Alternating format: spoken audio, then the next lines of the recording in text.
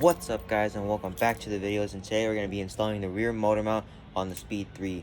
And the reason for doing this is because I want to renew some of the motor mounts. The other two I don't care so much about because they look to be in good shape, but this one's really important because it does help with stiffening up some of that shifting, and it's going to make the transmission feel a lot better. And overall, it's going to make it feel like it came off the lot, but even better than that. So without further ado, let's go ahead and get into this. Are pretty simple, you can see very minimal. A ratchet just to help loosen those bolts. Let's see, what is this one? 17 and a 3/8 just to mount to the ratchet, or a 1/2 inch if you have a 1/2 inch drive you're gonna use or whatever. It doesn't really matter. I use a 1/2 inch 17 to torque them down, a 19 1/2 inch to torque the other bolts down, and the 3/8 hex key to torque that one motor mount bolt that came with the motor mount. And those are all the tools you're gonna need for this install. And also, I forgot to mention, I know I was very vague real quick that on the bolts, but I'll explain more on which bolts are which as I get more into the video. I don't want to go under right now just because I'm still kind of setting up a little bit and it's not quite ready for me to get under the car yet. Alright, just got the car jacked up. So if you're gonna work on your car, always make sure you use jack stands. A jack is never enough because if the jack fails, you're done. So let me go ahead and show you guys. And so that's the rear motor mount right there. If you can kind of see it there. So it's a two. I have to take off. See if I can do this with one hand. This one and this one and that. That way this can all slide down, and I can get that nut off as well as a nut right there. And it should just wiggle out, and I can go ahead and replace it. It's gonna be a super tight fit, so I hope it won't be too big of a problem, but I'll try it. I'm gonna go ahead and I'm gonna use a torque wrench for that because these are supposed to be super tight just because it's under so much load, and I don't want to, exert too much force on something that's probably not going to work with the regular ratchet. And while I could use an impact, I don't want to risk stripping the threads, because if I strip the threads, I'm really out of luck, because these bolts you have to probably get, especially from Mazda, just because they're 10. I mean, maybe you can get them at Harbor Freight, but I know at like O'Reilly's or AutoZone, you definitely won't be able to find them just because they're such a high grade and they're so big. So with that being said, let's go ahead and remove these bolts, remove these nuts and bolts, and we'll go ahead and get this motor mount done. Alright, so I got that nut loose and that nut loose.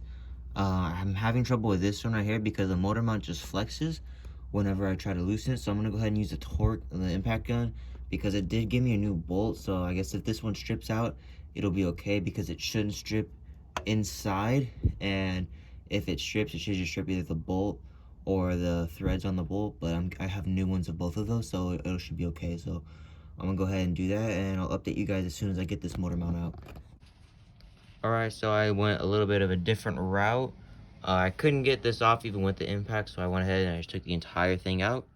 And I'll go ahead and try and get it off that way.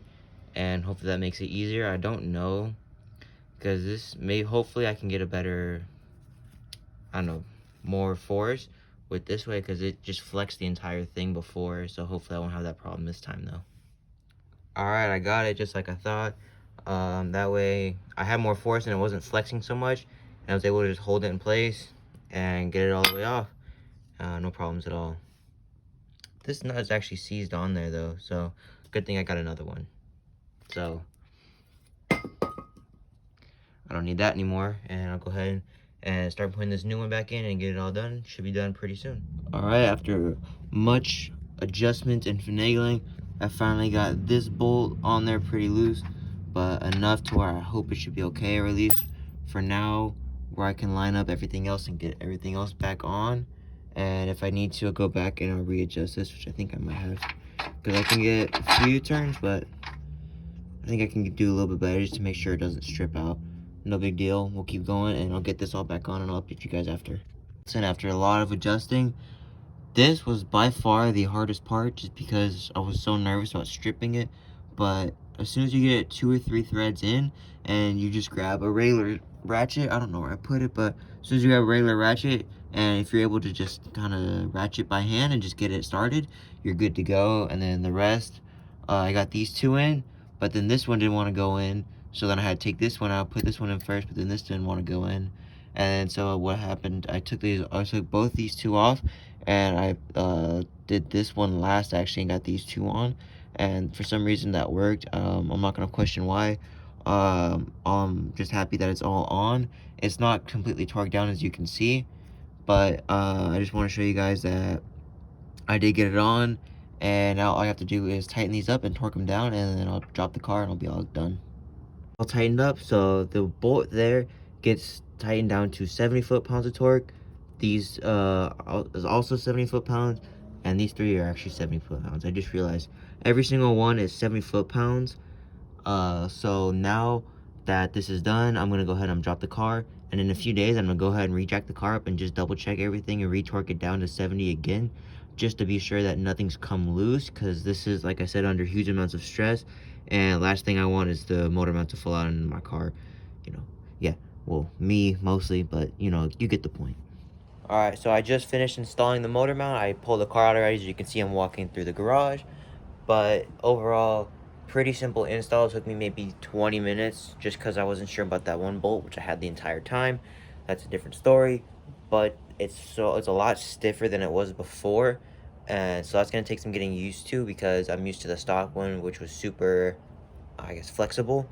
And this one's not very flexible at all. So every time you kind of shift or anything like that, or you're put it in first to start from stop, car shakes a little bit, which is normal just because the way it's made. It's not gonna flex almost at all. I have to break it in, which I knew, but it is gonna take some getting used to, just because I'm used to it. On the GTR, I had pretty stock-ish motor mounts from what I remember. They were nothing crazy like Damon motor mounts that I had on one of the speeds I had before, which is vibrates the whole car. There was nothing like that, and it was nothing like the other one I had before, which I think Damon as well. I don't remember. On the second one, which is the rear. Maybe it was Cobb, but it doesn't matter. So I don't really remember. But the one that I had on the second one, I think it was already pre-broken in, so it wasn't as bad as this one. This is brand new, which is why it's so much stiffer, and it's gonna take some more getting used to. But it's okay, and I'll get used to it. It's no big deal. It'll break in on over time. So that's gonna wrap up today's video. I know it was kind of a short one.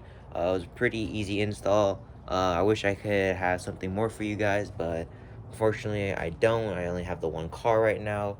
Just don't have the space for another car until we move. But with that being said, don't forget to head to the website, get yourself some merch. Help support me, that way I can fund more cars, and maybe if I get enough sales, I can even buy back that GTR, or get my GTR back and keep it and buy another car and still have a lot of money left over to go take vacations or travel or do whatever. So go ahead, help me out. It'll be the first link in the description. Go ahead, like, comment, subscribe, and I'll see you guys in the next one. Peace.